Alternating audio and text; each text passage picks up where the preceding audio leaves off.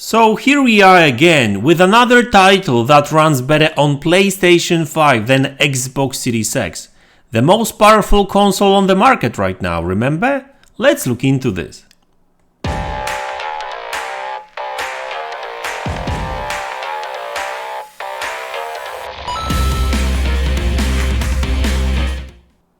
Hey guys, welcome back to the channel. So let's talk about Monster Hunter Rise today. Now this is yet another title that runs better on PlayStation 5 than Xbox Series X. Now obviously I'm not trying to say that this particular title runs like crap on Xbox Series X. That's not really the case, because if you actually watch the Digital Foundry video, or if you played this game, it's on Game Pass by the way, so give it a try if you like that type of games. So if you actually try this game, that game actually runs very well, right? It's not a problem, it's not a big problem really.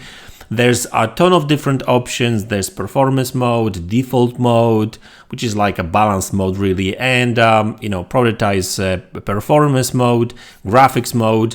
On top of that, there's some PC-like options where you can switch shadows and quality of some textures and that kind of stuff. So actually, this title is very interesting in this regard, really. Like, this must be one of the first, if not the first title that offers really these PC-like settings, graphic settings. You can switch things on and off really. Not just motion blur and chromatic aberration as in most cases. So this title is very interesting in this sense. And yeah, like I said, depending on the mode, like if you run this game in default mode on both Xbox Series X and PlayStation 4 and Xbox Series S, well, you will have 4K or close. I think it's dynamic, 60 frames per second, no problem there, right? So it's pretty much locked. But the things get interesting when you push the resolution or frame rate on these consoles. So that means that PlayStation 5 in these kind of tests actually runs this game much better. And obviously, not everyone is going to use it. It's not going to affect everyone. But the fact of the matter is that when it comes to actually pure performance, because the graphic settings and the graphics overall is pretty much the same all across the board. So both Xbox Series X and PlayStation 5 and even Xbox Series S have pretty much the same settings. Obviously, Xbox Series S uses lower resolution, but other than that, these games are pretty much identical. I mean, at the end of the day, this is a Switch title, but there's some options there in the game where you can push either resolution, and the game even then actually runs even at higher resolution than 4K, so you get super sampling, or you push frame rate to like 120 frames per second. And in these two scenarios, PlayStation 5 has got better overall performance. It's not locked 60 in the most demanding graphics mode or locked 120 in the frame rate mode, but overall PlayStation 5 runs on average a couple of frames better, right, depending on the mode and that kind of stuff.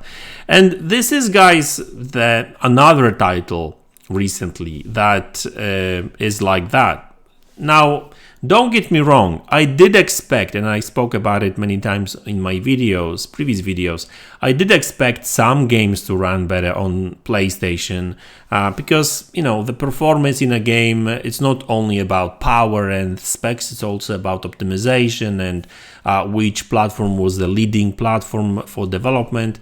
But the thing is that we recently, I would say last 3 months, we've seen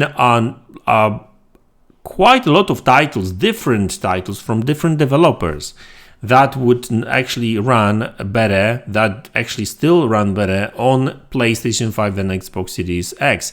And we're not really talking about huge differences. Well, maybe except Callisto Protocol, because that game was basically broken at launch. But still, PlayStation 5 has got these advantages here and there, right? And like recently, it's been more often than not that PlayStation 5 leads the charge when it comes to performance, right? So obviously, Xbox is more powerful when it comes to like GPU, and it has these extra features. But listen, PlayStation 5 is no slouch. You know, I was having some doubts at first, like, because, like, you know, variable clocks and that kind of stuff. But looks like PlayStation 5 approach to game development and building their I guess consoles is actually not that bad. Actually quite clever, I would say. I still don't like. I'm still not a fan of the fact that they invested so much in that super fast SSD, because nobody uses it, really, like literally nobody. I don't think that anyone will actually touch its full potential, even this generation. Well, maybe 2 or 3 games from first-party developers, and it would actually be better for them, I think, if they invested that money in, like, you know, maybe better GPU or CPU. That this way, PlayStation 5 would have even better console overall. But anyway, even with current specs, I would say it's more than enough to beat Xbox Series X, which is on paper the most powerful console. And it's not only about teraflops, because people just focus on these teraflops that much. Like Xbox Series X, when it comes to specs, has slightly faster CPU, faster memory, memory bandwidth basically, right? And same with the GPU and stuff. So there's a lot of things going for Xbox, but I mean, so what if developers don't take advantage of these things and these extra features, right? That, you know, like I've been talking about on this channel, hardly any developers use direct storage, like even on PC. Like Forspoken, which is interesting because it's a PlayStation 5 console exclusive.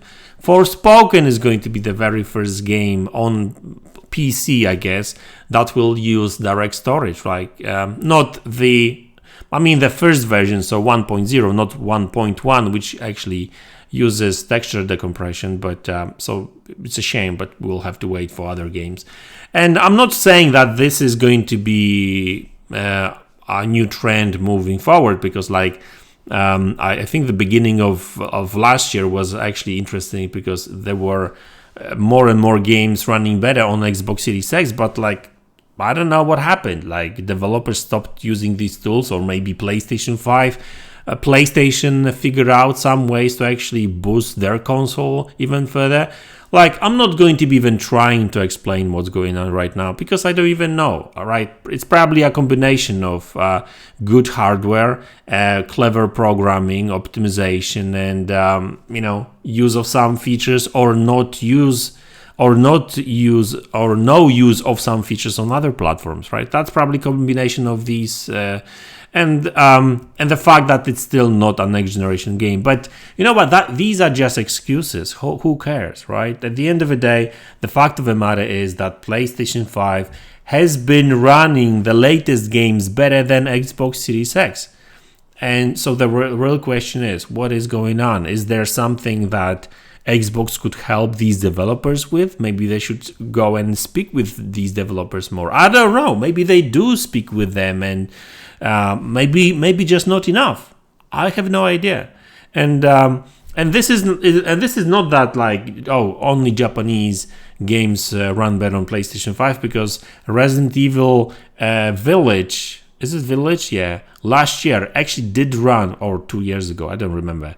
Same game engine did run better on Xbox Series X, right? And I don't know, it's kind of weird, but I just felt that I really needed to talk about it, because I make these videos when Xbox Series X actually shows its strength and power. But so yeah, but no, right now Xbox Series X needs some criticism, in my opinion, and it's just not a good PR for this console. And don't get me wrong, I'm not saying that it's a bad console and don't play games on it. I mean, please do. Game Pass is great. I mean, you can play Monster Hunter Rise via Game Pass, no problem, on both Xbox and PC. But yeah, guys, it's kind of weird. And PlayStation 5 has its own issues as well. 720p games with Forspoken, can you believe it? But we will have to wait and see how that games actually pans out, because game developers publisher Square Enix didn't even send codes to the reviewers, the biggest reviewers. So there's something fishy about this game. But anyway, Xbox Series X has been beaten by PlayStation 5 in another game again. So interesting. It's not a massive difference, but it is, right? So anyway, guys, that's the video. I hope you enjoyed it. Let me know what you think about it. Comment in the comment section below. Hit the like button, subscribe to the channel if you haven't already, and I will see you all in the next one. Take care.